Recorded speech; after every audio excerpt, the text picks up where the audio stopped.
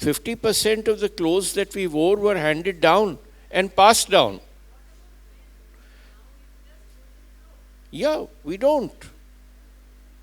And I use a pen which is of almost 30 years old. In fact, something I have 50 years old.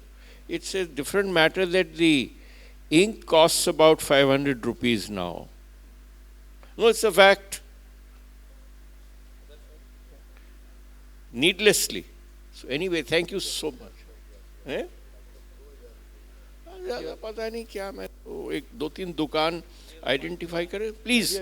That's all. Thank you. We've got 2-3 more. Thank you, sir. Thank you so much.